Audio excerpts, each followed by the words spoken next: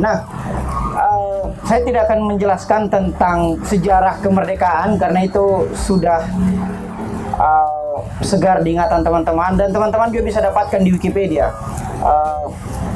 Yang saya janjikan pada 15 menit ke depan ini adalah diskusi yang teman-teman tidak akan dapatkan di Wikipedia atau di internet, karena ini murni hasil pembacaan dan penalaran saya pribadi. Adapun konsep kunci yang akan kita bahas pada senja kali ini, yaitu merdeka dari pembodohan, tentunya berasal dari dua akar utama, yaitu merdeka dan pembodohan. Nah, merdeka itu sendiri kalau kita mau definisikan, merdeka adalah kemampuan untuk memilih dan atau melakukan sesuatu tanpa desakan atau paksaan faktor eksternal. Jadi kemerdekaan adalah kemampuan untuk melakukan dan atau memilih tanpa desakan atau paksaan faktor eksternal. Itu kemerdekaan per definisi. Sementara pembodohan yang berasal dari kata bodoh, ini merupakan kata kerja dari kata bodoh. Bodoh itu kata sifat.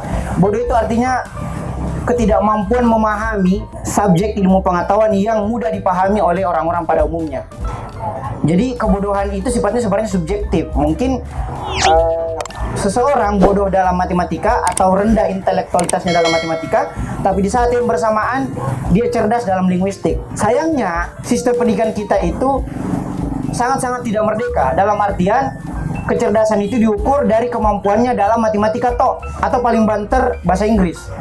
Sementara banyak tipologi kecerdasan lainnya, misalnya kecerdasan intrapersonal, kecerdasan interpersonal, kecerdasan natural, kecerdasan spasial. Ada banyak sekali tipologi kecerdasan menurut Howard Gardner. Nah, di dalam sistem pendidikan kita, orang dikatakan cerdas ketika dia jago hitung-hitungan atau jago bahasa Inggris. Sehingga pembodohan adalah upaya untuk menurunkan kualitas intelektual seseorang atau bahkan masyarakat. Jadi saya ulang, pembodohan adalah upaya untuk menurunkan tingkat intelektualitas seseorang atau bahkan masyarakat. Pembodohan ini memiliki implikasi. Implikasi sosial dari pembodohan adalah apa yang kemudian kita sebut sebagai kesenjangan kognitif. Kesenjangan kognitif itu adalah kondisi di mana tingkat pendidikan masyarakat kita di satu sisi itu sangat tinggi, sementara di saat yang bersamaan terjadi pula tingkat pendidikan masyarakat yang sangat rendah. Baik itu kalau kita mau bicara lembaga pendidikan formal maupun pada kesadaran individualnya masing-masing.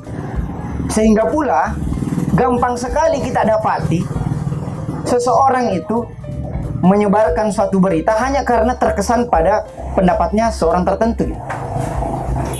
Sehingga virallah apa yang kemudian disebut sebagai influencer. Influencer itu adalah orang yang gampang mempengaruhi misalnya pendapat umum atau opini publik. Nah, kita kemudian adalah subjek yang subordinat atau yang gampang terpengaruhi itu. Nah, ketika kondisi itu terjadi, di satu sisi ada yang gampang sekali mempengaruhi, di sisi lain ada yang gampang sekali terpengaruhi.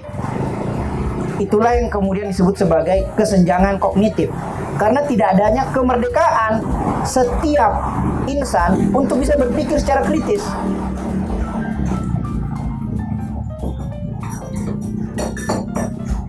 Bahkan kesenjangan kognitif itu kita dapati juga bukan hanya dalam ruang-ruang pendidikan, tetapi ruang-ruang, I'm sorry to say, ruang-ruang organisasi yang selama ini kita merasa bahwa inilah organisasi yang melahirkan kemerdekaan berpikir.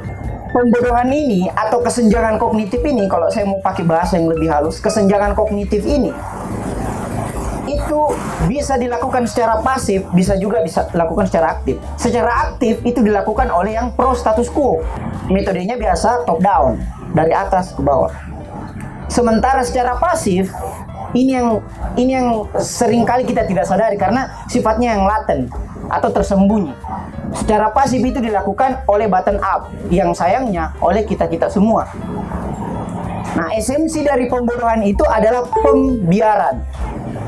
Itu satu. bahwa esensi dari pembodohan itu adalah pembiaran. Ketika kita membiarkan masyarakat atau pendidikan berjalan sebagaimana adanya aja gitu. Kita tidak mencoba melakukan upaya-upaya penyadaran sebagaimana mestinya. Untuk saya ulang bahwa pembodohan ini esensinya adalah pembiaran. Jadi pembodohan atau kesenjangan kognitif yang merupakan implikasi dari pembodohan itu tercipta dari sebuah proyek. Nah, kalau kita mau tarik lagi akarnya secara jauh, misalnya kalau kita gunakan pendekatan kolonialisme dulu, misalnya di sebelum kemerdekaan, orang-orang yang bisa sekolah adalah orang-orang yang mempunyai privilege tertentu. Dalam hal ini keturunan Indo-Eropa atau keturunan Priai.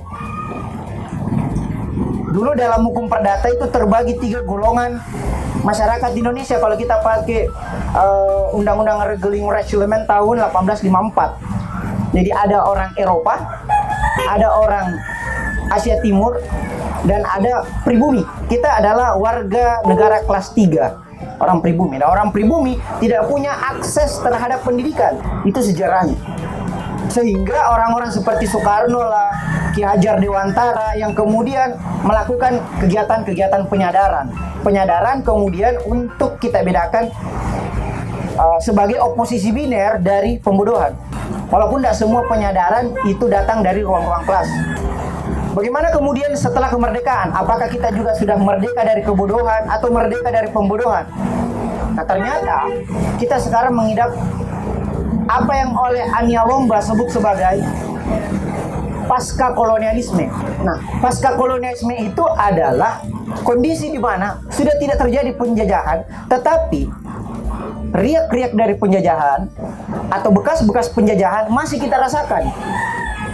Itu ditandai dengan adanya sikap inferioritas. Misalnya kalau produk barat atau pemikiran barat, kita langsung gandrung. Dari buku barat ini, buku dari Adam Smith, buku dari Yuval Noah Harari, langsung kita gandrung. Itu baru produk pemikiran, belum pada produk-produk lifestyle kayak baju, teknologi, kendaraan, sampai kepada infrastruktur. Itu karakteristik dari pasca kolonialisme. Nah, di dalam bukunya itu Ania Lomba menjelaskan bahwa efek dari pasca kolonialisme ini lebih berbahaya karena dapat menciptakan apa yang Antonio Gramsci sebut sebagai hegemoni. Jadi hegemoni itu adalah penjajahan alam bawah sadar. Gramsci menulis di dalam penjara ketika dia dipenjara oleh rezim Mussolini, fasisme di Italia, bahwa hegemoni itu berbahaya. Kenapa? Karena hegemoni itu penjajahan alam bawah sadar yang mana kita merasa sedang tidak dijajah gitu.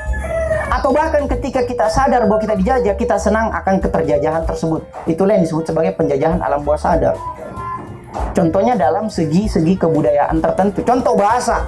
Kita bangga, atau katakanlah beberapa perempuan-perempuan milenial bangga ketika dia fasih berbahasa Korea. Bahasa kan salah satu elemen kebudayaan. Ketika dia kemudian melakukan duplikasi terhadap bahasa Korea, itu menciptakan identitas tertentu dalam kelompoknya. Oh ya tahu, berarti dia penonton drakor, dia langganan premium Netflix dan sebagainya. Itu salah satu ciri. Ciri lainnya adalah kita bangga ketika menggunakan produk-produk luar. Atau dalam buku saya Masa Depan Pancasila sebut sebagai xenomania atau tergila-gila terhadap produk asing.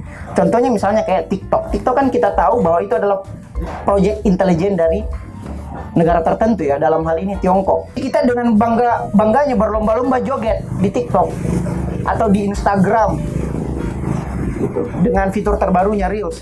Saya juga biasa heran sendiri pas scroll joget lagi joget. Maksudnya yang lebih berbahaya dari pembodohan secara aktif adalah pembodohan secara laten seperti ini. Mungkin teman-teman berpikir bahwa pembodohan hanya bisa dilakukan oleh pemerintah atau kolonial. Tapi pembodohan sejatinya kita lakukan setiap hari. Selama kita memberi ruang untuk ketidaksadaran, selama itu pula pembodohan hadir di tengah-tengah kita. Makanya saya sebut tadi bahwa salah satu esensi dari pembodohan adalah pembiaran atau penghambatan kesadaran berpikir kritis.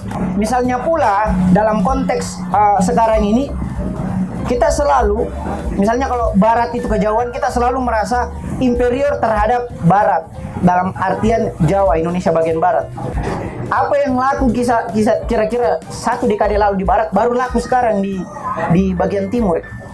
Apalagi kita ya di Sulawesi Barat baru laku gitu. Itu bukti dari jejak-jejak kesenjangan kognitif. Nah, sehingga teman-teman, bahwa untuk mengidentifikasi, pertama bahwa setiap kegiatan pembodohan itu adalah upaya pelemahan dari kesadaran berpikir kritis. Dengan kata lain, untuk mengidentifikasi bahwa apakah di suatu ruang tertentu, baik itu ruang-ruang pendidikan formal, non formal dan informal, itu terjadi pembodohan atau tidak, lihatlah pada upaya-upaya penyadarannya.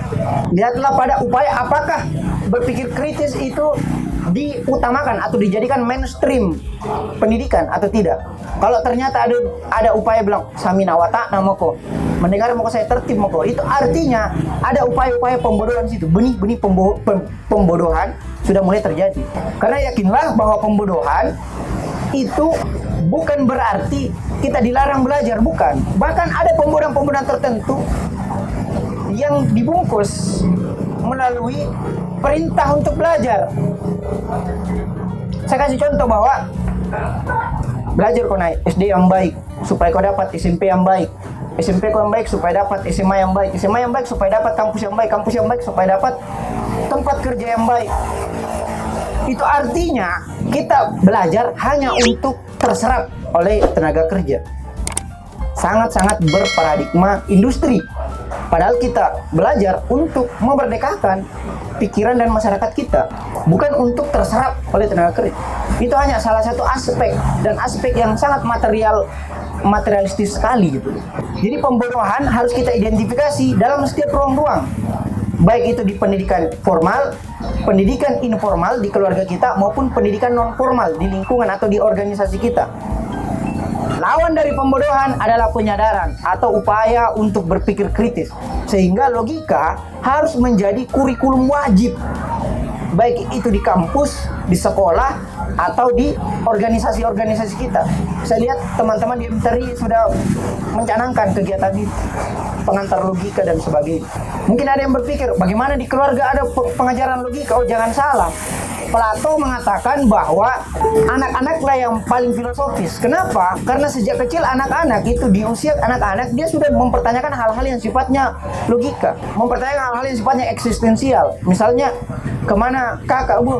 Dia pergi kuliah. Apa itu kuliah? Kuliah itu belajar di kampus, diajar oleh dosen. Apa itu dosen? Apa bedanya sama guru? Apa gunanya ini bu? Itu kan pertanyaan-pertanyaan yang sifatnya eksistensial. Sehingga sabda Nabi menyatakan bahwa ibu adalah madrasah pertama bagi anak-anaknya. Kenapa? Karena sangat signifikannya pendidikan berbasis keluarga itu atau parenting itu. Sehingga tidak ada ruang untuk pembodohan baik di lembaga pendidikan formal, informal, dan non formal. Nah, yang bisa kita lakukan ada 4 hal. Pertama, kita harus mengidentifikasi aktor intelektual itu. Kalau teman-teman baca misalnya buku Peran Intelektualnya Edward Said atau Tanggung Jawab Intelektualnya Ali Saryati, itu menjelaskan bahwa intelektual itu tidak berhubungan dengan apa yang kemudian kita sebut sebagai misalnya guru atau bahkan ulama gitu dalam tanda kutip. Karena ulama yang baik, kata Rasul, adalah ulama yang baik ada ulama yang tidak mendatangi umara atau penguasa. Ulama yang baik adalah ulama yang tidak mendatangi umara atau penguasa. Dan sebaliknya, umara yang baik adalah umara yang mendatangi ulama. Pertanyaan saya, seberapa banyak umara kita yang mendatangi ulama? Pertanyaan lanjutannya, seberapa sedikit ulama kita yang tidak mendatangi umara? Itu berbondong-bondong kan ke istana dalam tanda kutip. Sehingga karakteristik utama seorang intelektual adalah jaraknya atau keberjarakannya dengan kekuasaan. Kalau teman-teman baca sejarah dari para ulama-ulama habaib, itu dia mengambil jarak memang dengan kekuasaan. Tapi yang terjadi dengan kita adalah misalnya yang mengklaim diri sebagai kaum intelektual adalah kita berlomba-lomba foto dengan pejabat dan posting di media sosial kita, with Pangdam, with Kapolres, with Bupati, with ketua DPRD, misalnya di sini di situ. Jarang bagi kita misalnya yang kemudian memposting karya-karya gitu untuk kemudian memberikan semangat edukasi bagi teman-teman mahasiswa atau anak-anak muda. Jadi ada disorientasi terhadap gerakan kita. Jadi itu pertama, kita identifikasi siapa intelektual sesungguhnya, yaitu mereka yang rela menjadi orang yang terpinggirkan. Kalau dalam film yang ditonton oleh Mas Daud, Sogi mengatakan bahwa lebih baik saya disingkirkan daripada saya menyerah kepada kemunafikan, ya.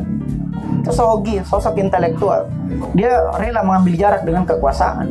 Karena dalam buku Yudi Latif, Genealogi Intelijensia, selalu ada relasi antara pengetahuan dan kekuasaan, sehingga kita harus berhati-hati gitu. Jangan sampai kita menjadi dalam tanda kutip ulamanya penguasa gitu, yang dibayar oleh penguasa. Kan banyaknya hadis-hadis palsu itu karena introdusir dari Bani Umayyah. Apalagi bertepatan hari ini 10 Muharram, teman-teman harus paham bahwa penguasa itu seringkali mengintrodusir ulama-ulama dalam tanda kutip, ulama-ulama untuk menciptakan propaganda di tengah-tengah masyarakat, sehingga puncaknya pada hari Asyura. Nah, ada satu orang di hari Asyura namanya Al-Hur. Al-Hur itu merdeka. Ini bertepatan dengan hari kemerdekaan. Kenapa dikatakan merdeka? Karena dia sebenarnya berada di barisan Yazid. Sehari sebelum peperangan, dia kemudian berbalik arah dan kemudian menunggang kuda untuk bergabung dengan pasukan Imam Husain alaihissalam. Makanya itu disebut sebagai Al-Hur. Mungkin kita bukan pengikut setia dari cucu Nabi, tapi izinkanlah kita menjadi Al-Hur. Orang yang selama ini bimbang di tengah kebenaran dan kebatilan, kemudian pas di ujung memilih kebenaran gitu. Itu yang pertama, kita identifikasi. Yang kedua, yang harus kita lakukan adalah memperbanyak gerakan-gerakan penyadaran. Penyadaran yang dimaksud di sini adalah pengarus utamaan berpikir kritis. Oke, seperti saya bilang tadi, banyak kegiatan-kegiatan pendidikan bersifat laten, dalam artian sebenarnya dia pembodohan yang dibungkus dengan kegiatan pendidikan. Kalau teman-teman baca Mutahari misalnya, dalam dasar-dasar epistemologi pendidikan Islam disebutkan salah satu upaya dari pembodohan itu adalah tradisi.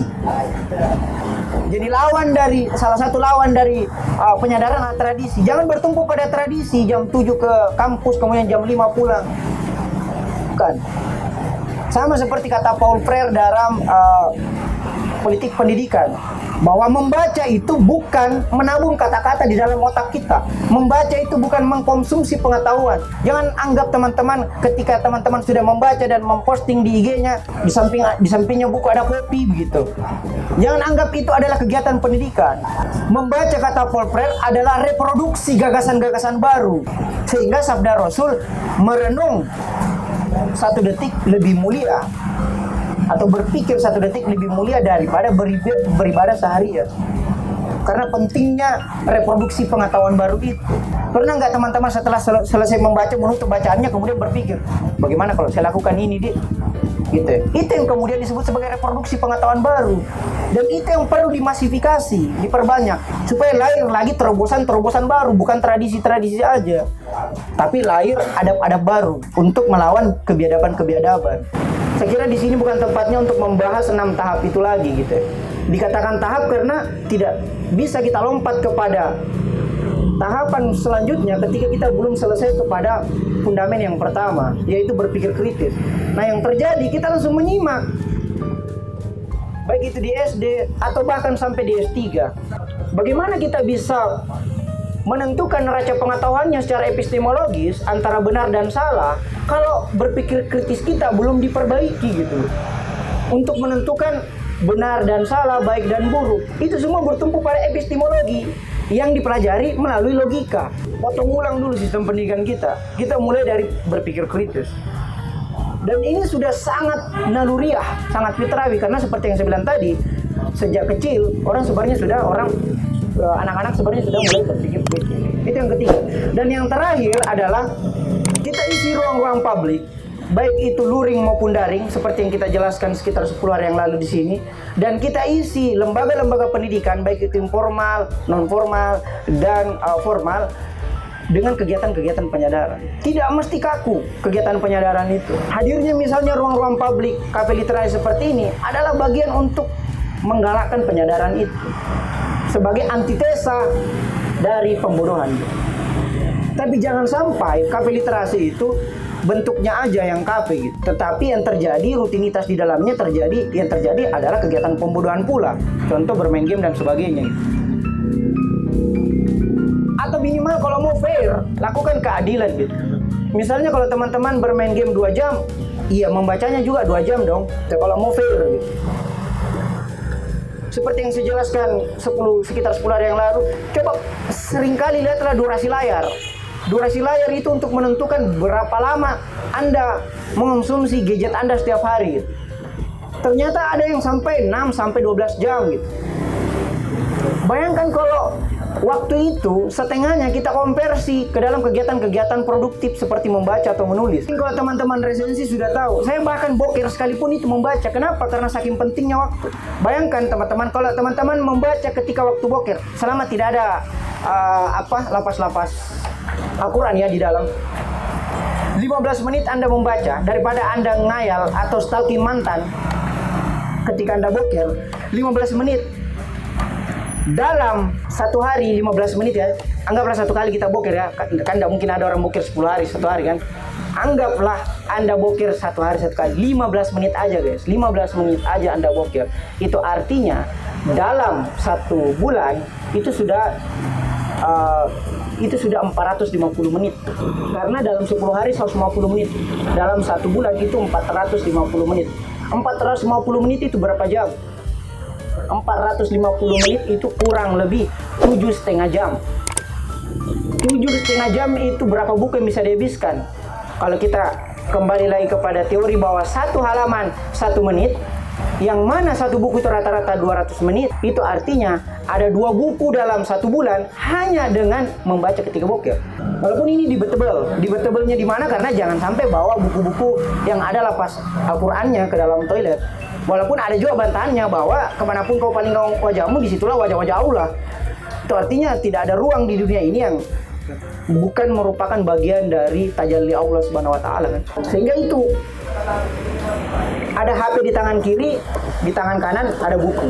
Itu aja terus bawa gitu. Apalagi sekarang sudah banyak perangkat-perangkat digital yang menyertakan buku-buku PDF. Misalnya kayak iPusnas, Gramedia Digital, dan banyak sekali perangkat yang memudahkan teman-teman.